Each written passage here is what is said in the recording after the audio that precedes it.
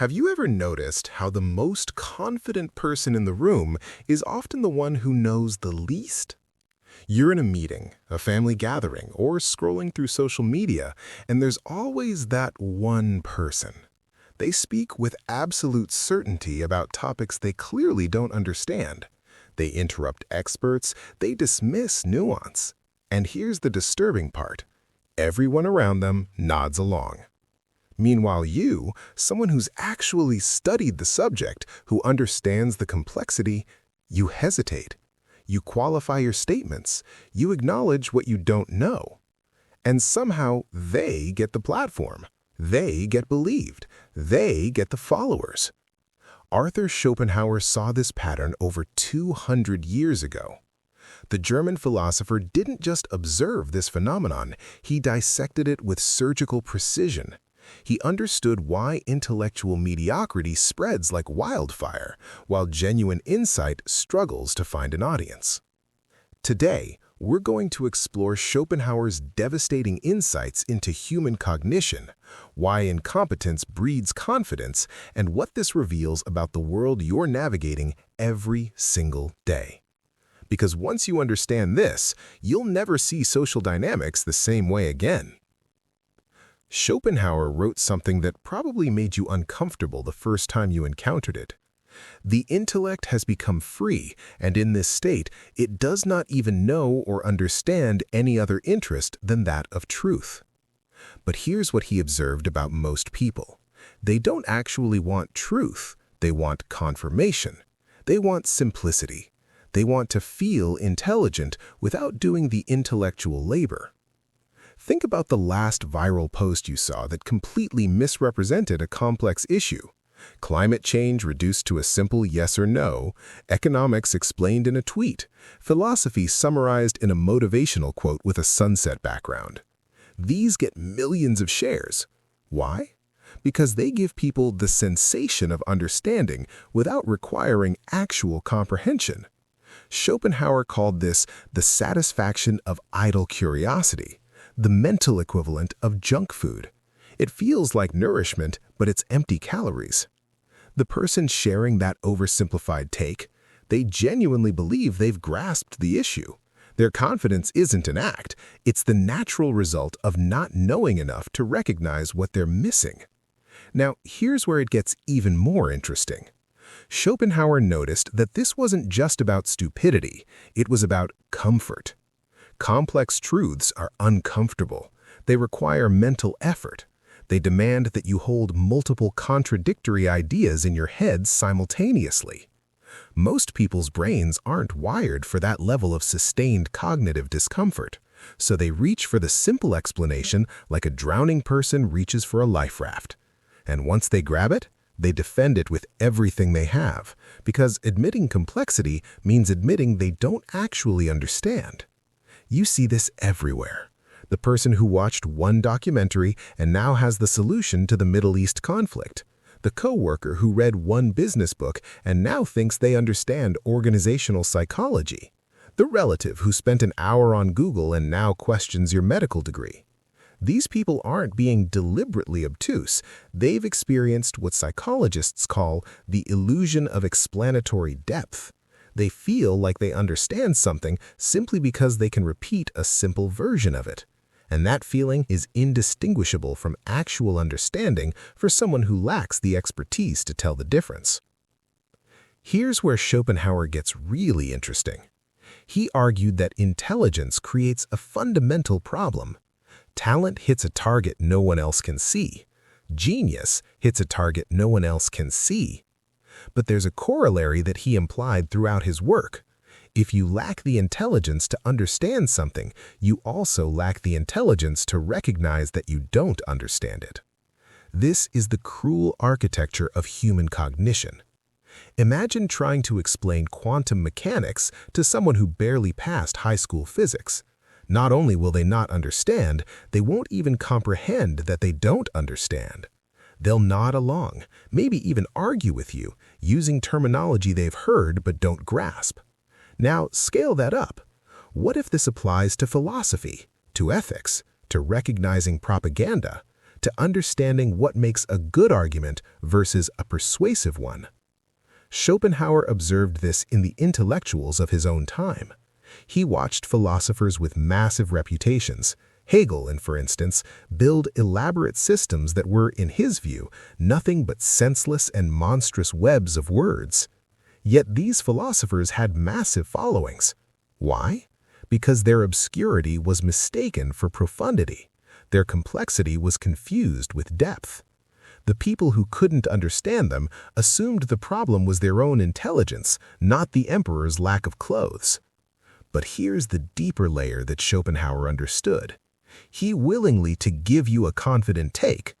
Are you their first confident, stupid person you've met today? But here's where it gets truly disturbing.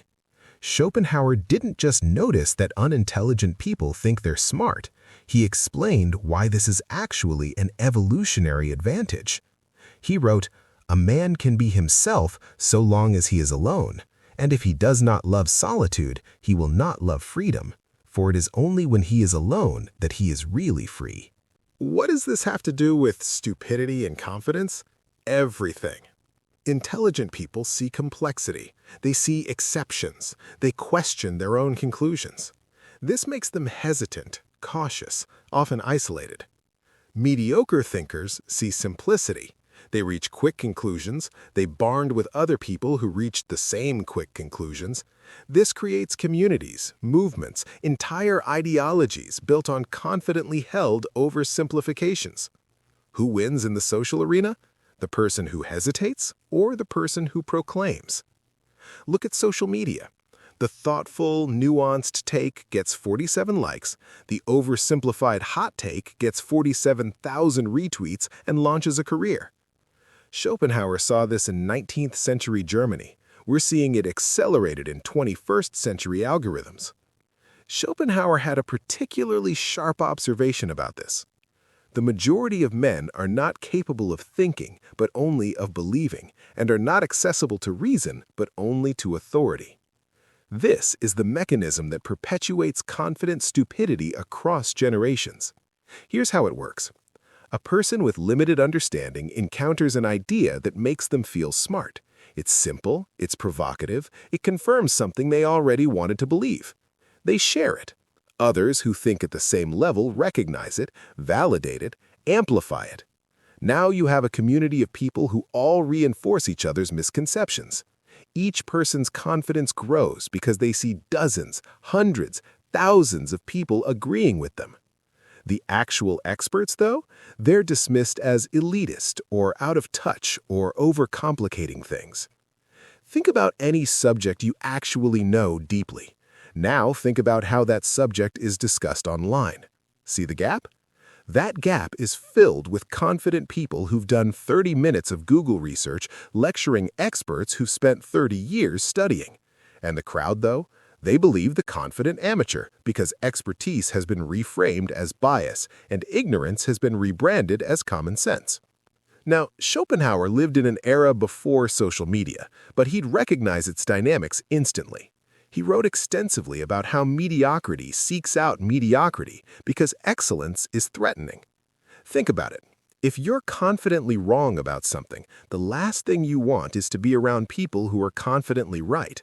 Their presence exposes your inadequacy, so you naturally gravitate toward people operating at your level.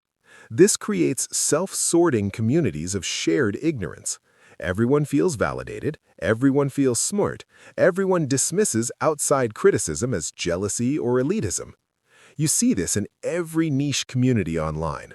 Flat earthers validate other flat earthers, conspiracy theorists validate other conspiracy theorists, pseudoscience enthusiasts validate each other's pseudoscience. But, and this is what makes this truly insidious, this same dynamic exists in mainstream spaces too. Political echo chambers, corporate culture, academic silos, anywhere people prioritize belonging over truth-seeking. Schopenhauer understood that humans are social creatures first and rational creatures second. We'd rather be wrong with the tribe than right and alone. And in the age of algorithmic content curation, this tendency has been weaponized and amplified beyond anything he could have imagined. Here's what most people miss about Schopenhauer's philosophy. He didn't just observe stupidity from a place of detached superiority. He understood that higher intellect comes with a genuine cost. A high degree of intellect tends to make a man unsocial. Why? Because when you can see through the comfortable illusions that most people live by, you can't participate in them authentically.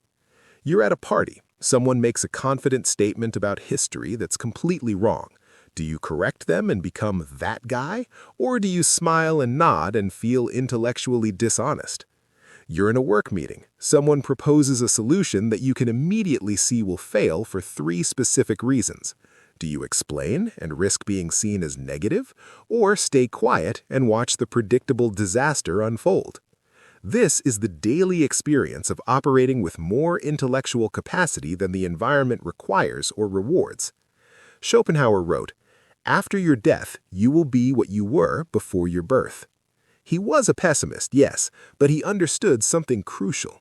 The intelligent person's burden is seeing clearly in a world that rewards comfortable blindness. The idiot who thinks they're intelligent, they're happy, confident, socially successful. The intelligent person who recognizes the limits of their knowledge, often isolated, doubting, socially awkward. And here's the part nobody talks about. This burden compounds over time. The more you learn, the more you see the gaps in popular discourse. The more you develop critical thinking, the more exhausting casual conversation becomes. It's not that you think you're better than everyone else. It's that you're playing a different game entirely, and most people don't even know that game exists. Schopenhauer called this the natural isolation of genius, not a celebration, but his observation of an unfortunate reality. Now, Schopenhauer died in 1860, but he essentially predicted what we now call the Dunning-Kruger effect, the cognitive bias where people with low ability overestimate their competence. He wrote, "The doctor sees all the weakness of mankind, the lawyer all the wickedness, the theologian all the stupidity." What he's describing here is perspective. The more you know, the more you see what's missing in yourself and others. The person who's read 1 book on a subject thinks they understand it completely. The person who's read 100 books realizes how much they still don't know. But here's the terrifying part that modern research confirms and Schopenhauer intuited. The incompetent person isn't just overconfident, they lack the very skills needed to recognize their incompetence. They can't see what good performance looks like because they can't perform at that level. You've seen this. The terrible singer on a talent show who's genuinely shocked by the judge's rejection. The person who took a weekend seminar and now calls themselves a life coach. The YouTube commenter who debunks peer-reviewed research with a personal anecdote. These aren't cynical frauds. They genuinely believe in their own competence. And they'll argue with you using the same confidence that an actual expert would use, because they can't tell the difference. So what's the solution? Schopenhauer was pessimistic, but he wasn't nihilistic. He believed in intellectual honesty above all else. All truth passes through 3 stages. First, it is ridiculed. Second, it is violently opposed. Third, it is accepted as being self-evident. If you're someone who values truth over comfort, you're going to spend a lot of time in stages 1 and 2. That's not a bug, it's a feature.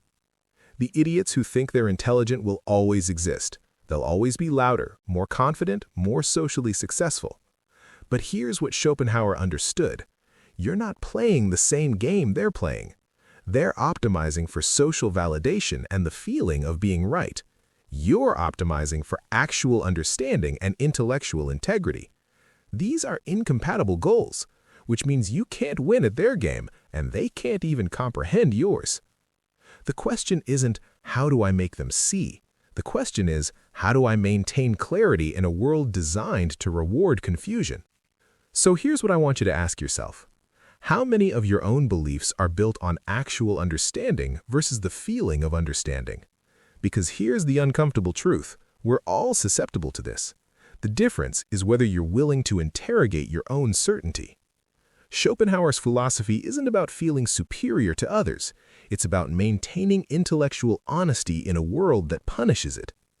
Every time you see someone confidently wrong, you have a choice. You can feel frustrated, superior, alienated, or you can recognize that you're seeing the human condition playing out exactly as Schopenhauer described it.